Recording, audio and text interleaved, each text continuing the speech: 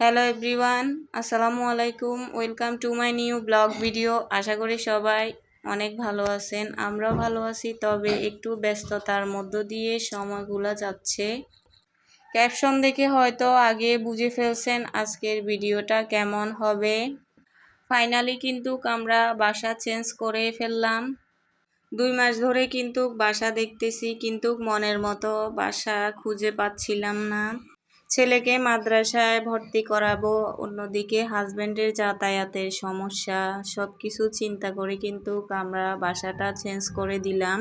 অনেক বড় একটা সমস্যার মধ্য দিয়ে কিন্তু আমরা বাসাটা চেঞ্জ করে ফেললাম। কি করার, একদিকে নির্বাচনের ঝামেলা, আবার সামনে চলে আসতেছে রমজান। আলহামদুলিল্লাহ অনেক সমস্যার মধ্য দিয়ে এসেছি সহি সালামতে। আমরা যারা ভাড়া বাসায় থাকি, আমাদের জীবনটাই হচ্ছে এমন, একটা বাসায় গিয়ে নিজেকে মানিয়ে নিব অনেক দিন ধরে, তারপরে সেখানে সব কিছু গুছিয়ে গাছিয়ে আবার পরে সেটাকে ভেঙে চুরে আবার অন্য বাসায় গিয়ে আবার সেখানে সব কিছু গুছাবো, সাজাবো মনের মতো করে। আবার এখানে যদি কোনো সমস্যায় পড়ি, আবার এখান থেকে চলে যেতে হবে অন্য একটা জায়গায়, সেখানে আবার সেম সমস্যা। নতুন বাসায় কিন্তু অনেক রাতে এসেছি, তার জন্য আসার সময় কিছু হোটেল থেকে গ্রিল তারপরে রুটি নিয়ে আসছি রাতে ডিনারটা সারানোর জন্য। আবার সকাল সকাল উঠে কিন্তু আমি কাজে লেগে গেছি। হাজবেন্ড দোকানে চলে গেছে রিজিকের সন্ধানে। এখন আমি একা একা সব কিছু গুছাতে হবে। সব কিছু এক জায়গায় সেটিং করার আগে এগুলার মধ্যে অনেক ধুলাবালি পড়ছে, এগুলাকে মুছে নিলাম আমি। আমার সাইডমেনরাও কিন্তু চলে এসেছে দেখার জন্য কিভাবে গুছাচ্ছি একা একা। তারা তো অনেক আফসোস করতেছে আমার জন্য। এটা হচ্ছে বাসার ড্রয়িং রুমটা। এখানে অনেক ঝামেলা ছিল, সব কিছু এনে এখানে রেখেছে। এখানে হচ্ছে আসা যাওয়ার পথ, তার জন্য আমি সবগুলোকে একটা সাইড করে রাখতেছি। আর টেবিলটা যেহেতু আরিফেলের ভেঙে যাবে, আমি তার জন্য এটাকে ফিটিংস করে রেখে দিচ্ছি আর কি জায়গা মতো। পরে আমি সব কিছুকে সাজিয়ে নিব।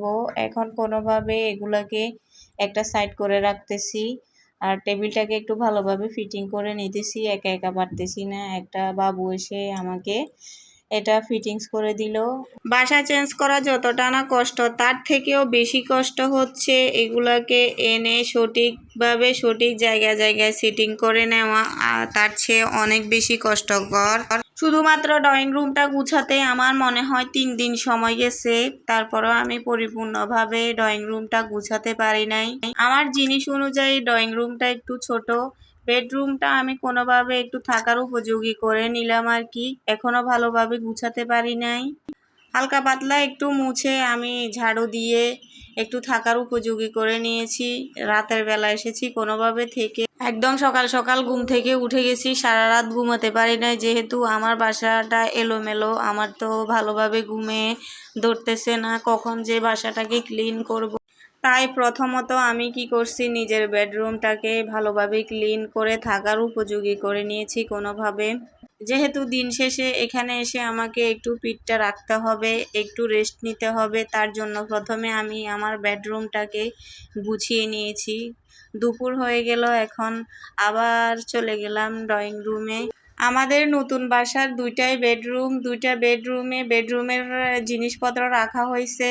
আর যেহেতু ডাইনিংয়ের জিনিসপত্র রাখতে হবে, এখানে কেবিনেট, তারপরে ফ্রিজ, তারপরে ডাইনিং টেবিল, তারপরে আমার জুতার র্যাক। তার জন্য কোনটা কোন দিকে রাখবো বুঝে উঠতে পারতেছি না, মানে কোনটা কোন দিকে রাখলে ভালো দেখাবে।